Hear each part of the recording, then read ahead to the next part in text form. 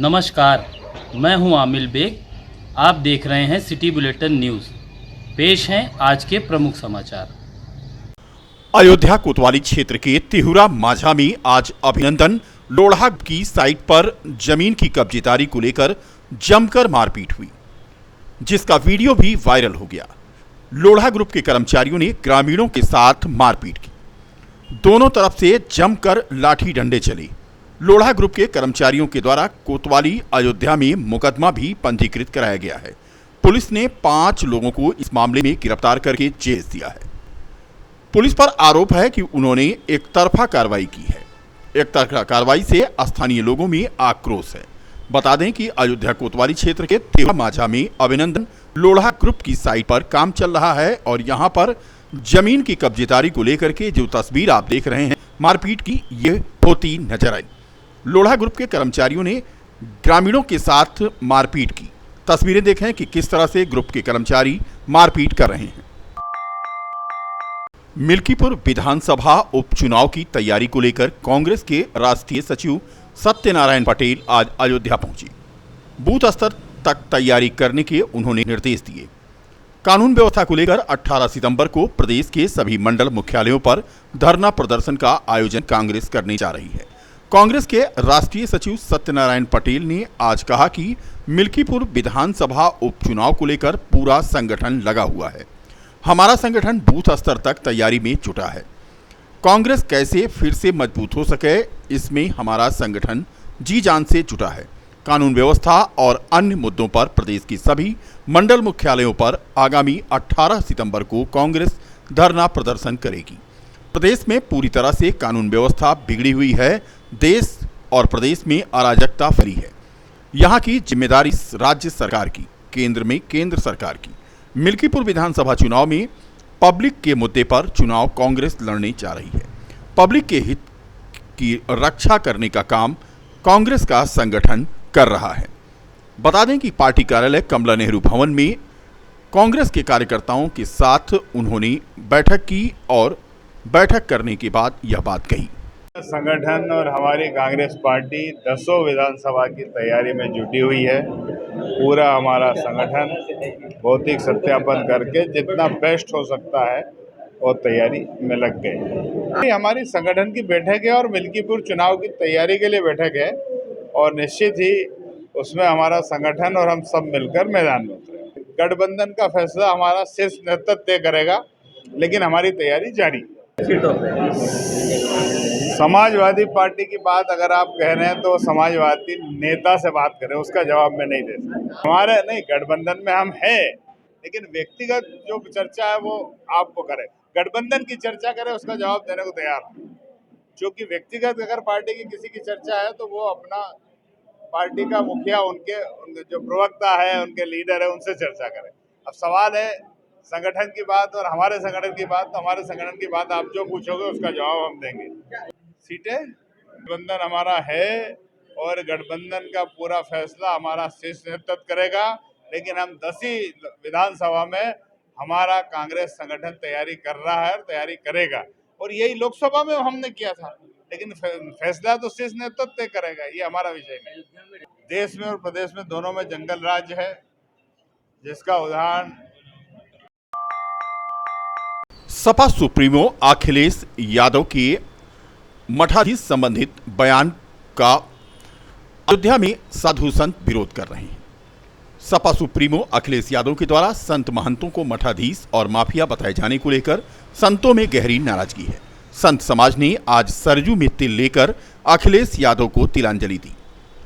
बाल संत दिवाकर आचार्य के नेतृत्व में दर्जनों संतों ने सरजू की जलधारा में खड़े होकर अखिलेश यादव को तिलांजलि दी। बाल संत दिवाकराचार्य ने कहा कि अखिलेश यादव के बयान से पूरे भारत के 1 करोड़ साधु संत आहत और दुखी हैं। साधु संतों पर इस तरह का प्रहार नहीं करना चाहिए। अखिलेश यादव खुद साधु संतों की गोद में रहे थे और खेले हैं। अब साधु संतों को बता रहे हैं कि वो माफिया हैं।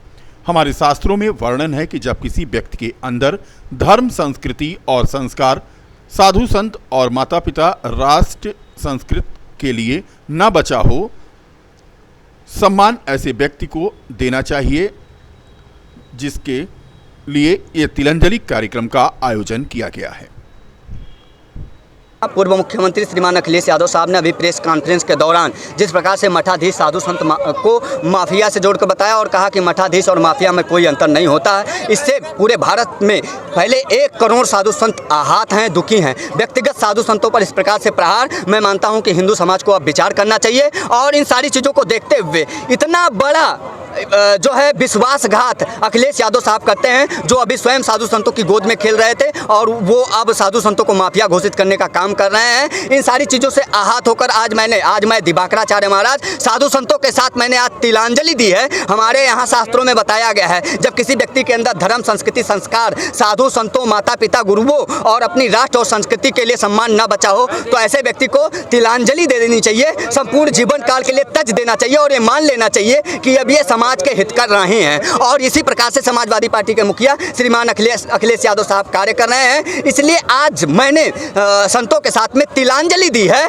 और मैं मानता हूं कि अब हिंदू समाज विचार करेगा और व्यक्तिगत ये साधु संतों पर बहुत बड़ा प्रहार है। साधु संत माफिया कदापि नहीं होते हैं, साधु संत समाज सुधारक होते हैं, साधु संत संस्कृति और धर्म के प्रचारक के रूप। उत्तर प्रदेश के पूर्व मुख्यमंत्री श्री अखिलेश यादव जी ने कहा है कि माफिया और संतों, मठाधीशों में कोई अंतर नहीं है। उसके लेकर के संपूर्ण साधु समाज में जो आक्रोश है और आक्रोश के तहत संपूर्ण अयोध्या के विभिन्न साधु संतों ने सरयू माँ के बीच धारा में आकर के उनको तिलांजलि देने का काम किया। जो सनातन धर्म के ऊपर प्रहार करता है, जो सनातन धर्म को ठुकराता है, साधु संतों को माफिया बताता है, आतंकवाद बताता है, ऐसे व्यक्ति को तिलांजलि दे देना चाहिए। जो धर्म के विरुद्ध काम करता है, राष्ट्र के विरुद्ध काम करता है, ऐसे मानसिकता के व्यक्ति को हम लोग आज तिलांजलि दे करके अपने बीच से उनको समाप्त मानकर। पैगंबर इस्लाम हजरत मोहम्मद साहब के जन्मदिन के मौके पर राम की नगरी अयोध्या में जुलूस-ए मोहम्मदी बड़े ही अदबो एहतराम के साथ निकाला गया। इस मौके पर 1 दर्जन से अधिक नात पढ़ने वाली अंजुमनों ने शिरकत करते हुए माहौल को इसके रसूल से रूबरू करा दिया। बता दें कि अरबी महीना के माह रबी अव्वल की 12 तारीख को पैगंबर इस्लाम हजरत मोहम्मद साहब का जन्मदिन पूरी दुनिया में धूमधाम के साथ मनाया जाता है। अयोध्या की मुस्लिम अंजुमन दरगाह कमेटी के अध्यक्ष कासिफ शेख चौधरी के द्वारा बताया गया कि ये पर्व अयोध्या नगर में कई वर्षों से 1 दिन पूर्व यानी इस्लामिक कैलेंडर के हिसाब से 11 रबीउल अव्वल को मनाया जाता है।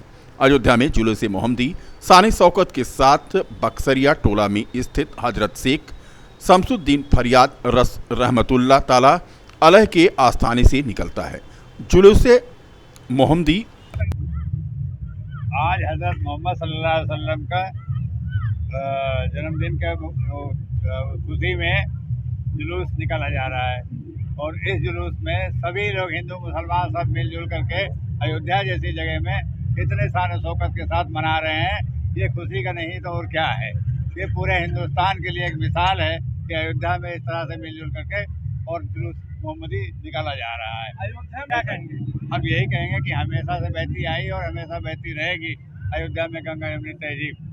मोहम्मद साहब का हमारा मोहब्बत उसको लेकर यही मैसेज है कि सारे लोग मिलजुल करके रहें और मिलजुल करके समझ लो कि अपने अपने हिसाब से, अपने अपने धर्म के हिसाब से अपना अपना मान करें और जुलूस वगैरह में हर चीज में मिलजुल करके रहें।